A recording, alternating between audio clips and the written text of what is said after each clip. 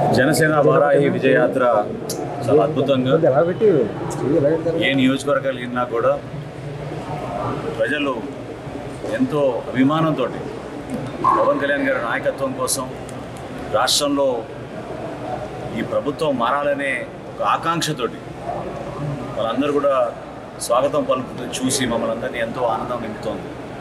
ఈరోజు తాడేపల్లిగూడెంలో సాయంత్రం 5ంటికి బొలిశెట్టి శ్రీనివాస్ గారి ఆధ్వర్యంలో అక్కడ ఏర్పాటు చేసే బహిరంగ సభలు ఖచ్చితంగా పవన్ కళ్యాణ్ గారు ఏ విధంగా ప్రజల పక్షాన జనసేన పార్టీ నిలబడి పోరాడుతుందో, ఏ విధంగా ఒక చక్కటి భవిష్యత్తు ఒక భరోసా ఇచ్చే బాధ్యత జనసేన పార్టీ క్షేత్రస్థాయిలో ప్రజా క్షేత్రంలో నిలబడి పోరాడుతుందో, సమస్యలపైన ప్రజలకి అర్థమయ్యే విధంగా వివరించే విధంగా ఒక ప్రతిపక్ష పార్టీగా మేము తీసుకున్న ఈ బాధ్యతని నెరవేర్చే విధంగా కష్టపడి దాదాపు 30 రోజుల నుంచి అనేక ప్రాంతాల్లో పర్యటించుకుని ఈరోజు తాడేపల్లిగూడెంలో ఒక సభ నిర్వహించుకోబోతున్నాం. సమస్యలపైన ప్రభుత్వం తీసుకున్న కొన్ని కార్యక్రమాలపైన విధానాలపైన పవన్ కళ్యాణ్ గారు విమర్శిస్తారు. వ్యక్తిగతంగా ఎవరిని విమర్శించరు. దుర్మార్గంగా ఆ సమస్యలపైన సమాధానం చెప్పలేక వైఎస్ఆర్సీపీ నాయకులు కేవలం పవన్ కళ్యాణ్ గారిని వ్యక్తిగతంగా విమర్శించడం, టార్గెట్ చేసి మాట్లాడడం చాలా దురదృష్టకరం. నిన్న మొన్న రాష్ట్ర వ్యాప్తంగా ఆయన అన్న అంశాలపైన ఈ రోజుకి స్థిరంగా నిలబడి దాని గురించి ధైర్యంగా మాట్లాడుతున్నారు కాబట్టి ప్రజలకి అర్థమైంది. ఈ వాలంటీర్ వ్యవస్థ తప్పు పట్టడం లేదు, కానీ మీరు సేకరించే సమాచారం ఎందుకు మీరు ప్రైవసీని ఇన్వైట్ చేస్తున్నారు? సంక్షేమం తీసుకొని వ్యక్తుల ఇళ్లలో కూడా మీరు ఎందుకు వచ్చి ఫోటోలు తీసుకుంటున్నారు? ఎందుకు ఆధార్ కార్డులు తీసుకుంటున్నారు? చిన్నపిల్లల సమాచారం తీసుకుంటున్నారు? రేషన్ కార్డు అని చెప్తారు, గ్యాస్ కనెక్షన్ అని చెప్తారు, కరెంట్ బిల్ అని చెప్తారు. అసలు వీళ్ళు ప్రభుత్వంతో వీళ్ళకి సంబంధం ఏమిటి? నిజంగానే ప్రభుత్వం తరఫున వీళ్ళు రిప్రజెంట్ చేస్తుంటే ఈ 2 రోజుల నుంచి ప్రభుత్వం నుంచి ఒక అధికారి ఎందుకు స్పందించలేదు? వైఎస్ఆర్సీపీ నాయకులు ఎందుకు స్పందిస్తున్నారు?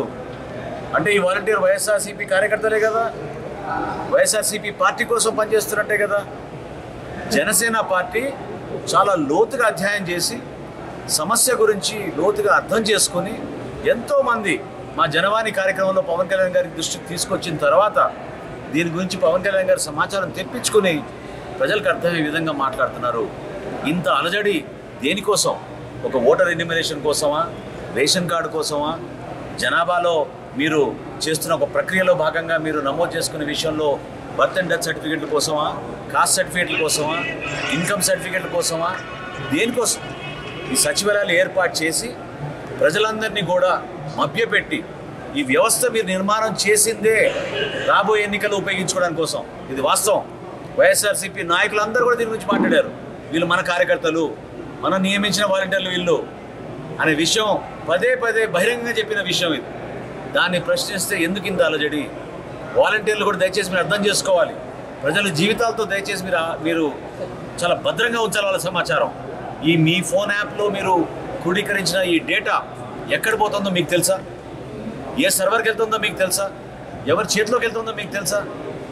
దయచేసి మీరందరూ కూడా అర్థం చేసుకుని మీరు పవన్ కళ్యాణ్ గారు మాట్లాడేది మన భవిష్యత్తు కోసం, మన భద్రత కోసం, మన ఆడపడుచుల కోసం, మన బిడ్డల కోసం, వాళ్ళ భద్రత కోసం ఆయన మాట్లాడుతున్నప్పుడు ఈ వ్యక్తిగత విమర్శలు మీరు మానుకొని వాస్తవాలు ఇప్పుడైనా సరే ప్రభుత్వం నుంచి అధికారులు, వైఎస్ఆర్సీపీ నాయకులు కాదు, ప్రభుత్వంలో ఉన్న అధికారులు ఎవరైతే దీని గురించి ఈ కార్యక్రమం గురించి బాధ్యత తీసుకున్నారో వాళ్ళు వచ్చి వివరించండి. ఎందుకు ఇన్ని డేటా మీరు కరెక్ట్ చేస్తున్నారు? 15 నుంచి 23 ఫీల్డ్స్ ఆఫ్ డేటా మీరు కరెక్ట్ చేస్తున్నారు ప్రతిసారి. అది ఎక్కడికి వెళ్తుంది? ఏ విధంగా ఉపయోగిస్తున్నారు ఈ సమాచారం?